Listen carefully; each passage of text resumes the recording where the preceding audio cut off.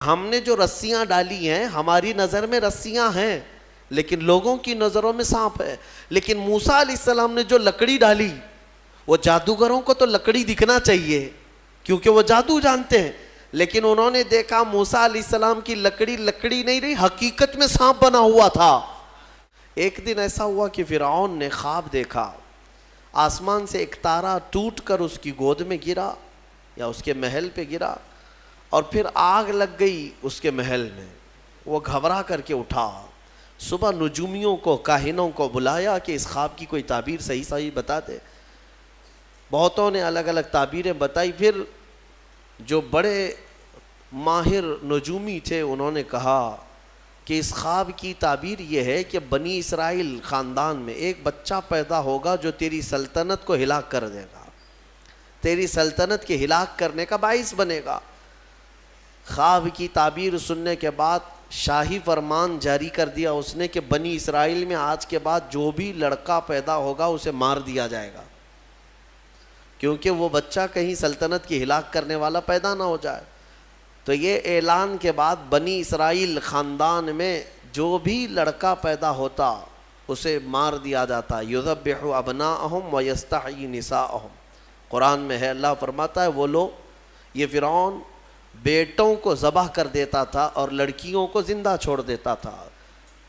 1 سال کے اندر انہوں نے 12,000 بچوں کو ذبح کیا، پیدا ہوتے ہی قتل کر دیتے تھے. لڑکے کو زندہ رہنے کا حق نہیں تھا، صرف ڈر تھا.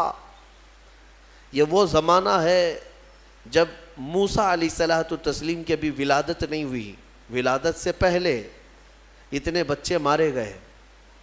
پھر اس کے درباریوں نے اس سے ریکویسٹ کیا کہ اگر ایسے سب مار دیے جائیں تو آپ کی خدمت کے لیے بچے کہاں سے ملیں گے، جوان کون ہوگا؟ تو پھر 1 سال مارا جاتا، 1 سال چھوڑا جاتا. جیسے کورونا میں تخفیف دی جاتی ہے نا، ہاں، کہ صبح 6 بجے سے لے کر شام 6 بجے تک پابندی، 6 بجے کے بعد، یا پھر شام کے 6 بجے سے پابندی لگ جاتی ہے. بھائی 24 گھنٹے تو آنا ہی آنا ہے. وہ جو بچہ پیدا ہونا ہے وہ سال بھر یا دوسرے سال کبھی بھی پیدا ہوگا. لیکن اس زمانے کا بھی یہی قانون تھا جو کورونا کا ہے کہ 1 دن چھٹی اور 1 دن ڈیوٹی. تو 1 سال نہیں مارا جائے گا اور 1 سال مارا جائے گا. اب یہ کیسے یقین کے ساتھ کہہ سکتے ہیں کہ جس سال نہیں مارا جا رہا ہے اس سال پیدا نہیں ہوگا بچہ؟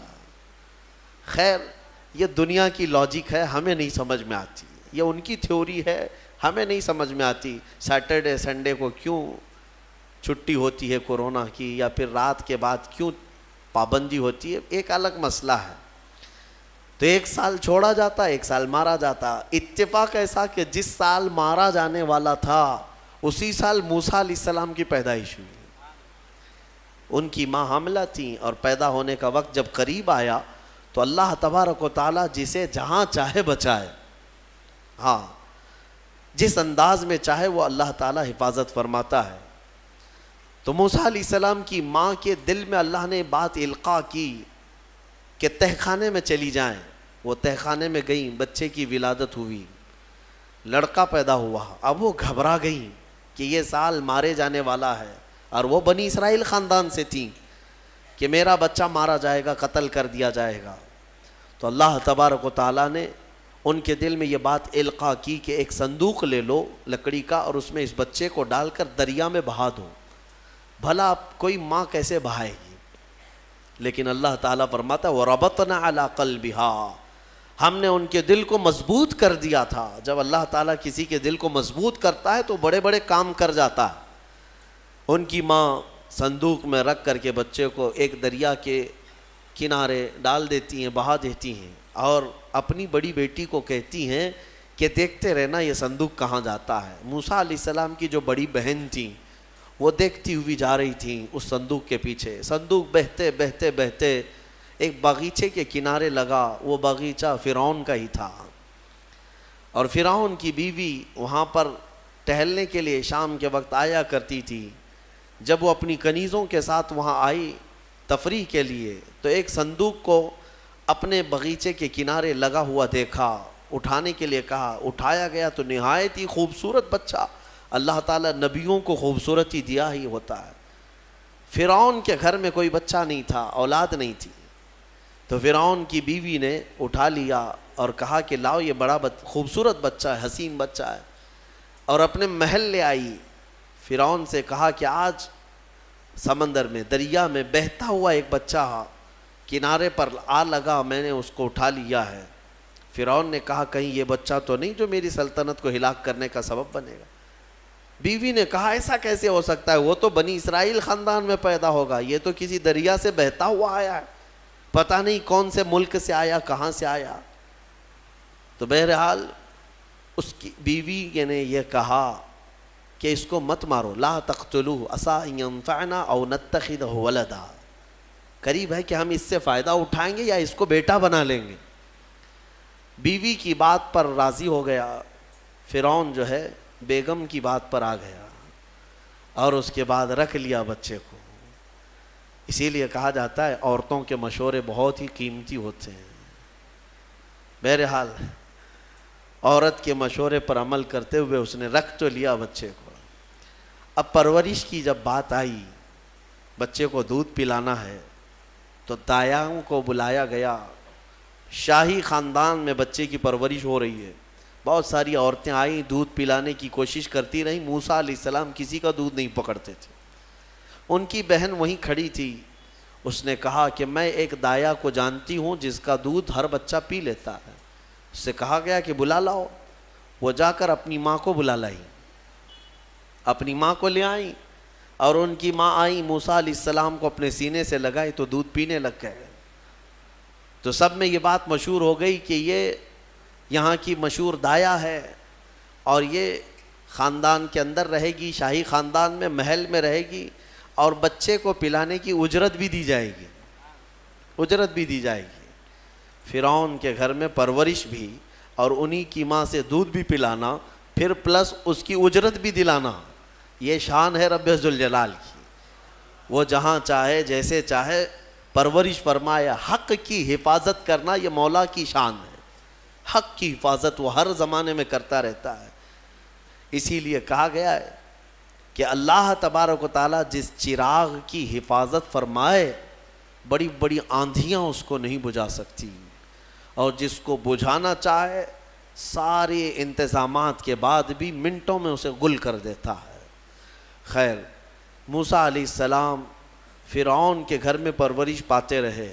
جب آپ کی عمر 2 سال کے قریب کی ہوئی، فرعون اور اس کی بیوی بیٹھے ہوئے تھے، موسیٰ علیہ السلام کھیلتے کھیلتے گود میں آئے اور فرعون کی داڑھی پکڑ کر اس کے منہ پہ تماچا لگا دیا۔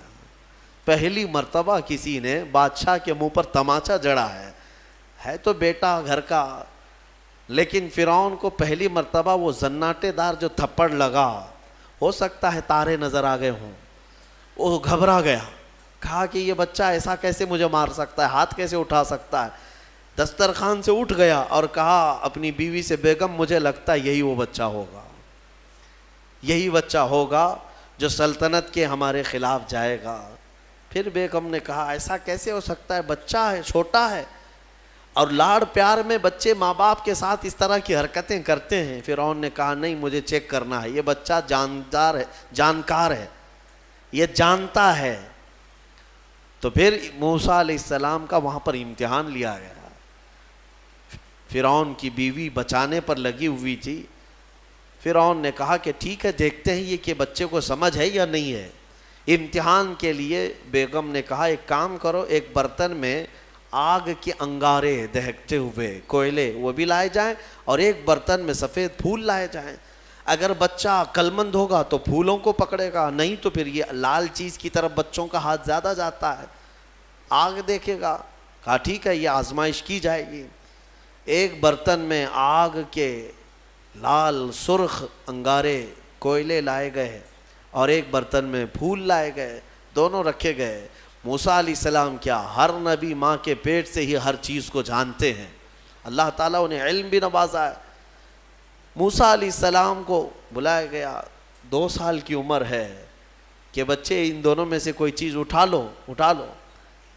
تو موسیٰ علیہ السلام کا ہاتھ پھولوں کے برتن کی طرف ہی بڑھنے لگا۔ یہ تو امتحان تھا۔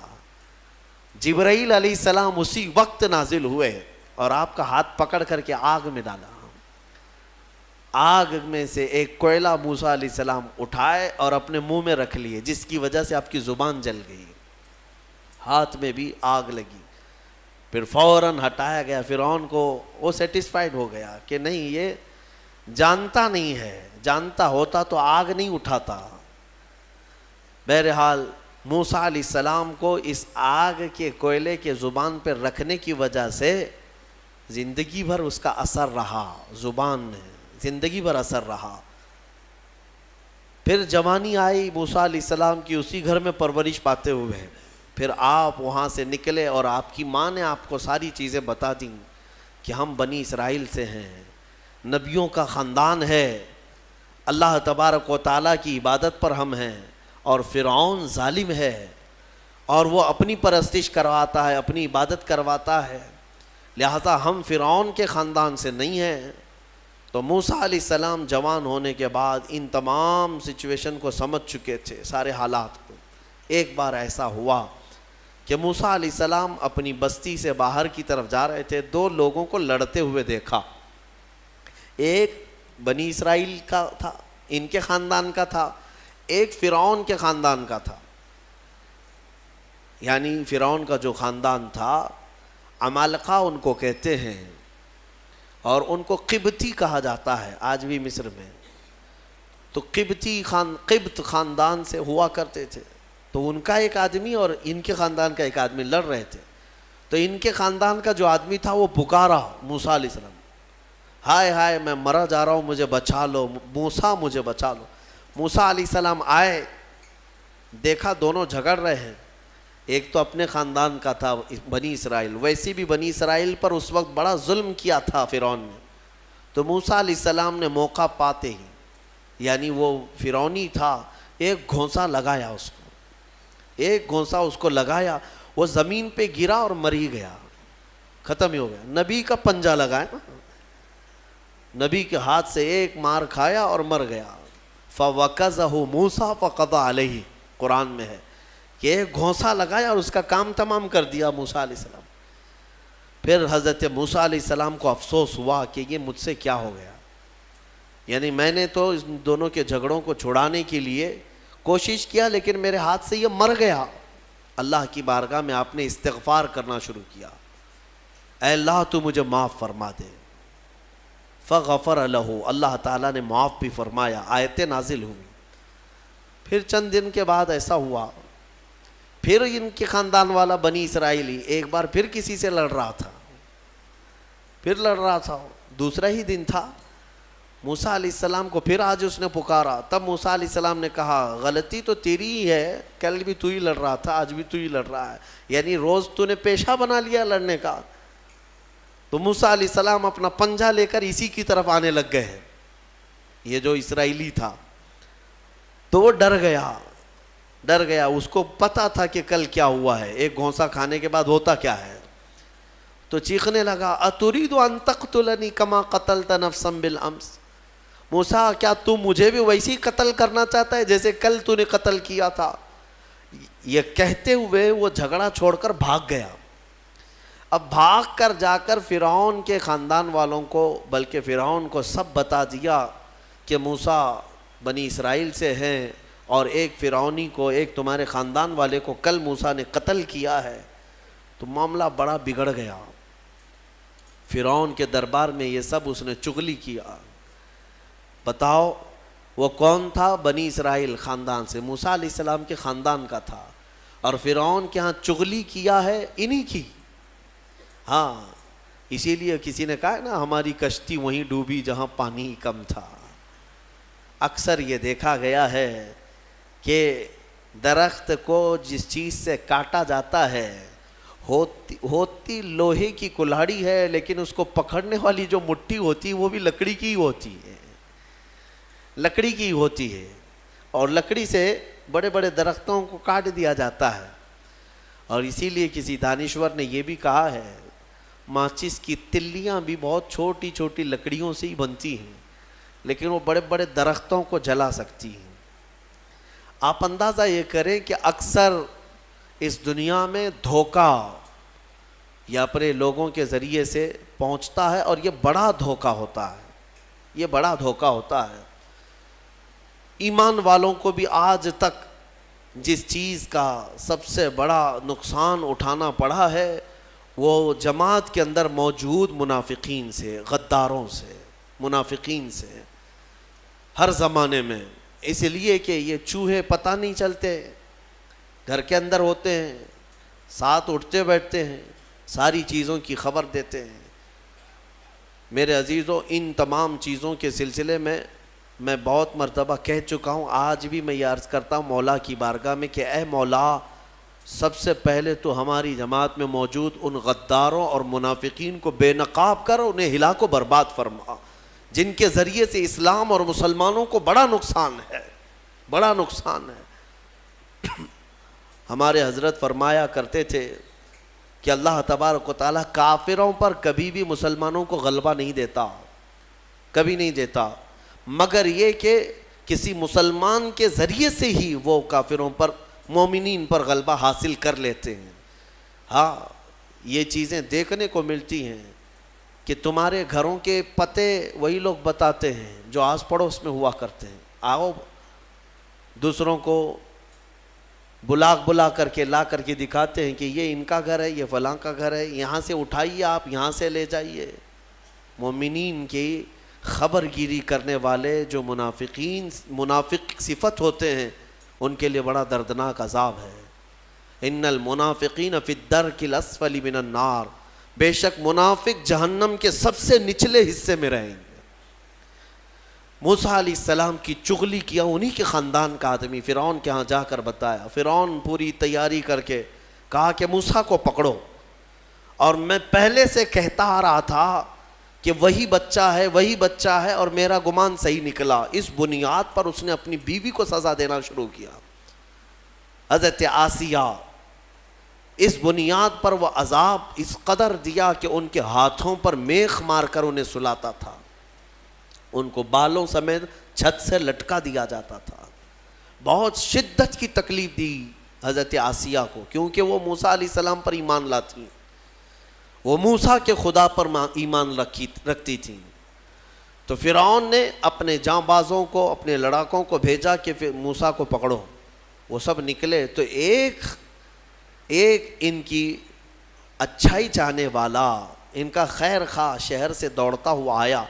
وجاء رجل من اقصى المدینة يسعى، دوڑتا ہوا آیا شہر سے اور کہا، قال یا موسیٰ ان الملأ یأتمرون بک لیقتلوک، فوج پیچھے سے آ رہی ہے تمہیں قتل کرنے کے لیے، تم یہاں سے فوراً نکل جاؤ، یہ بستی چھوڑ دو. حضرت موسیٰ علیہ السلام اس کی بات سن کر کے نکل پڑے. یہ مصر کی سرزمین تھی، چھوڑ کر کے آپ وہاں سے نکلے. فخرج منها خائفا يترقب، وہاں سے خوف کے عالم میں نکلے تھے. موسیٰ علیہ السلام دوسری بستی پر چلے گئے، ایک ایسی جگہ پر گئے، یہ پورا واقعہ تفصیل سے سورہ قصص میں موجود ہے. ایک بستی پر پہنچے تو وہاں پر دیکھا ہے کہ ایک کنویں پر بھیڑ لگی ہوئی ہے، بہت ساری بھیڑ ہے، پانی کھینچ رہی ہیں. اس میں دو لڑکیاں دور شرماتے کھڑی ہیں، وہ پانی لینے کے لیے بھیڑ میں نہیں جا پا رہی.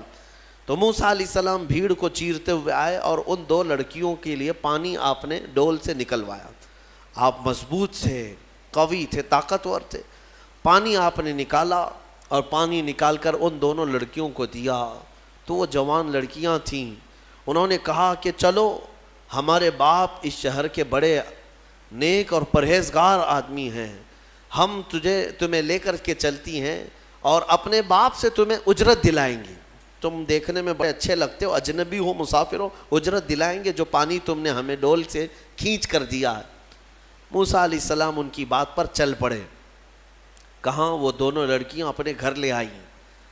اپنے گھر لے آئیں تو ان کے والد جو تھے وہ کوئی عام انسان نہیں، وہ حضرت شعیب علیہ السلام تھے، اللہ کے نبی تھے. تو یہ دونوں نبی کی بیٹیاں تھیں. موسیٰ علیہ السلام آئے، پوچھا کہ تمہارے ساتھ کیا ہوا. موسیٰ علیہ السلام نے سارا اپنا واقعہ حضرت شعیب علیہ السلام کے پاس بیان کیا. تو حضرت شعیب علیہ السلام نے کہا، نجوت من القوم الظالمین، تم ایک ظالم قوم سے نجات پا کر کے آئے ہو، رہو ہمارے ہاں رہو، کوئی حرج نہیں ہے. اب اجرت کیا دی جائے گی تمہیں؟ جو ہماری بیٹیوں کو تم نے پانی کھینچ کر دیا. تو حضرت شعیب علیہ السلام نے کہا قال احدى ابنتي هاتين على ان قالت احداهما، ان کی بیٹیوں میں سے حضرت شعیب علیہ السلام نے کہا ہاں میں انی اريد ان انکحک، میں چاہتا ہوں کہ میری دونوں بیٹیوں میں سے ایک سے تمہارا نکاح کر دوں. کس بات پر؟ وہ اجرت کے طور پر نکاح بھی کر دوں گا، اور پلس مہر کیا رہے گا؟ مہر میں یہ رہے گا کہ میرے باغیچہ ہے ایک، اس باغیچے میں 8 سال تک تمہیں رکھوالی کرنی ہوگی. 8 سال تک. حضرت موسیٰ علیہ السلام نے کہا ٹھیک ہے. 8 سال کی بجائے 10 سال موسیٰ علیہ السلام وہیں رہے. شادی بھی ہوئی شعیب علیہ السلام کی بیٹی کے ساتھ، جن کا نام تاریخ میں حضرت صفورہ بتایا گیا ہے. حضرت موسیٰ علیہ السلام کا نکاح ہوا، وہیں رہنے لگے. 10 سال کے بعد موسیٰ علیہ السلام پھر اپنی بیوی کو لے کر، اپنے گھر والوں کو یعنی اپنی اہلیہ کو لے کر نکل پڑے. واپس پھر آپ سفر پر تھے. بیچ راستے میں آپ کو آگ کی ضرورت تھی.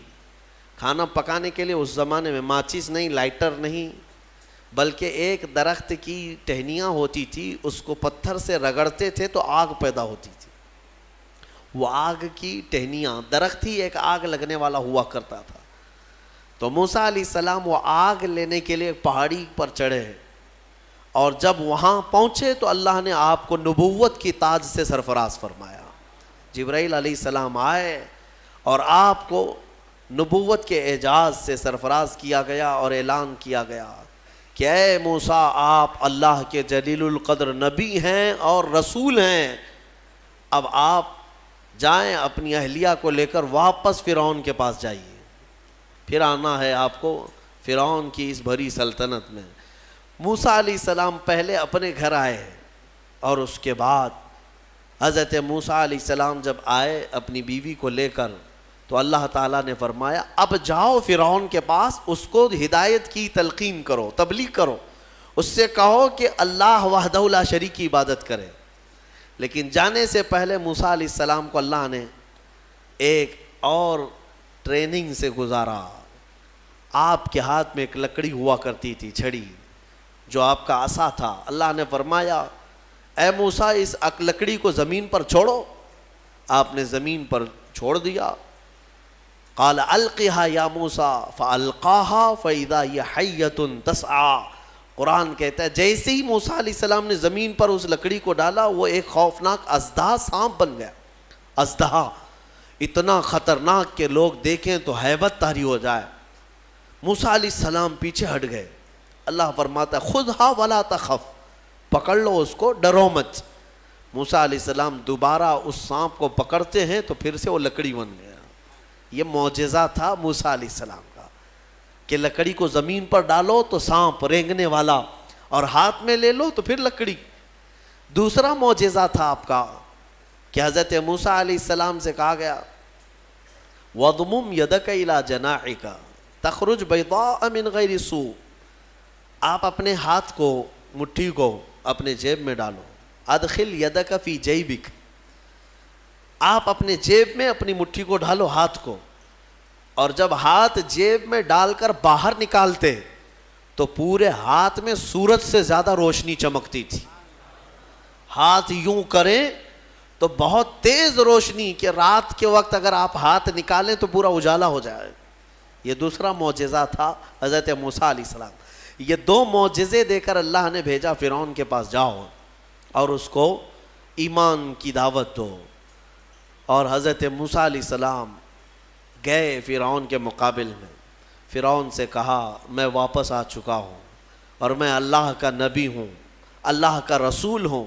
فرعون نے کہا کون سے خدا کی عبادت کرتے ہو، کون ہے تیرا خدا؟ موسیٰ علیہ السلام نے فرمایا کہ میرا رب پورے کائنات کو پالنے والا ہے، جو تجھے بھی پیدا کیا مجھے بھی پیدا کیا، آ جا اس کی عبادت کی طرف. فرعون نے پوچھا تیرے پاس کیا نشانی ہے؟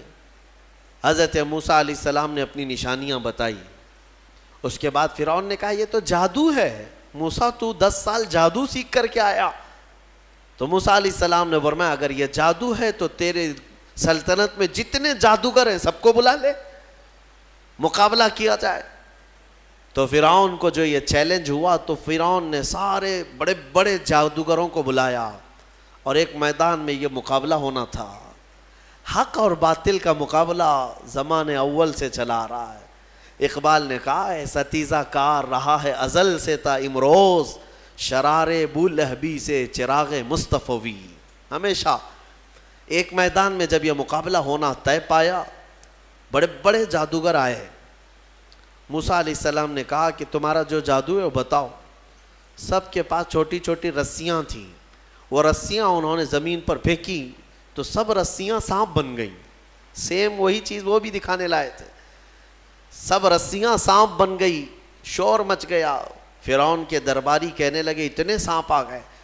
موسیٰ علیہ السلام کو حکم ہوا اللہ کی طرف سے آپ بھی اپنا سانپ چھوڑ دیں.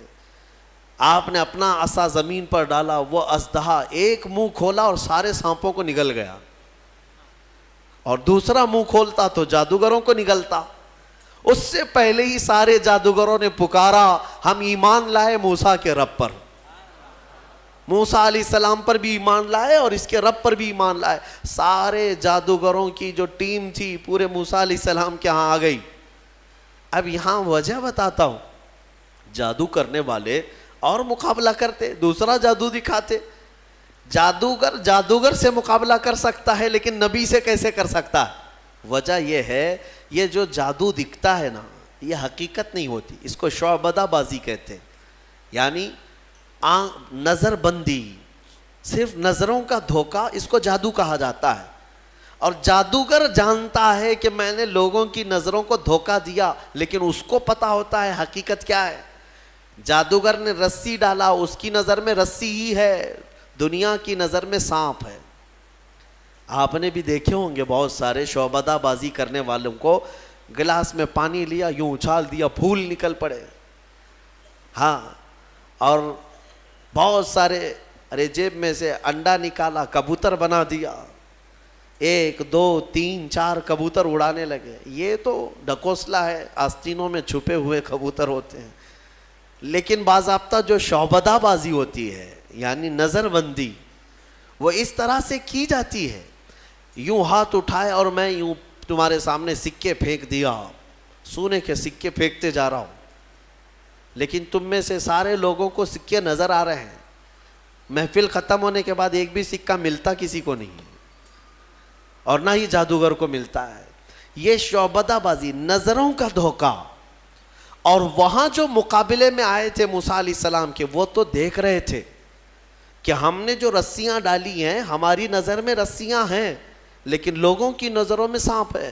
لیکن موسیٰ علیہ السلام نے جو لکڑی ڈالی، وہ جادوگروں کو تو لکڑی دکھنا چاہیے کیونکہ وہ جادو جانتے ہیں، لیکن انہوں نے دیکھا موسیٰ علیہ السلام کی لکڑی لکڑی نہیں رہی، حقیقت میں سانپ بنا ہوا تھا. جادو اور معجزے میں فرق یہی ہے.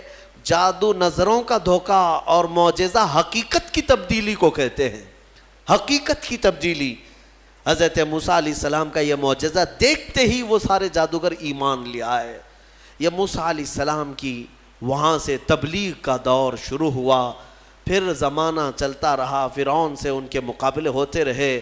ایک وقت ایسا آیا کہ فرعون آپ کو ختم کرنے کے لیے 1,00,000 کی فوج کو جمع کیا، اور موسیٰ علیہ السلام اپنے ایمان والوں کو لے کر کے دوسرے علاقے کی طرف نکلے.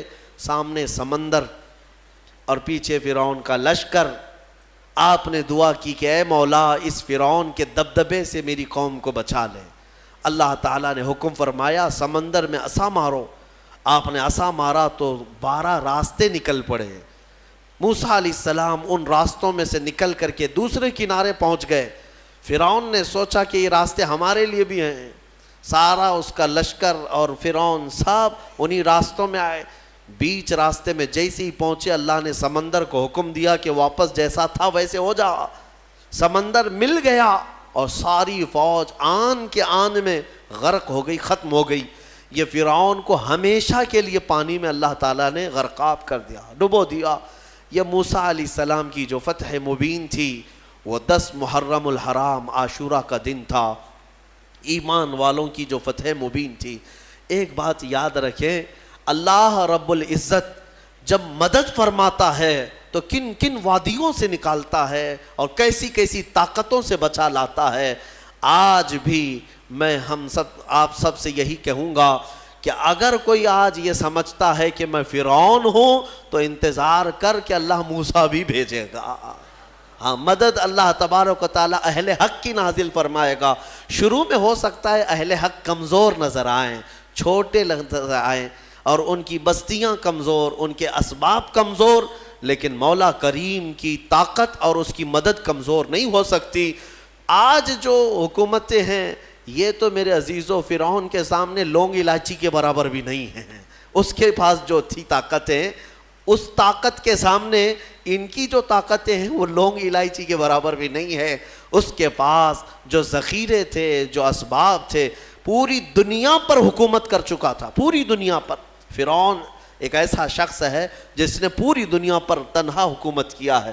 ایک ملک کو لے کر کے اگر کوئی آنکھیں دکھا رہا ہو اور یہ سمجھے کہ ہمیں کوئی ہٹا نہیں سکے گا، رب ذوالجلال قانون قدرت یہ رکھتا ہے کہ جب وہ پوری دنیا پر بادشاہت کرنے والے کو پانی سے ہلاک فرمائے گا تو باقی یہ ساری طاقتیں کچھ نہیں۔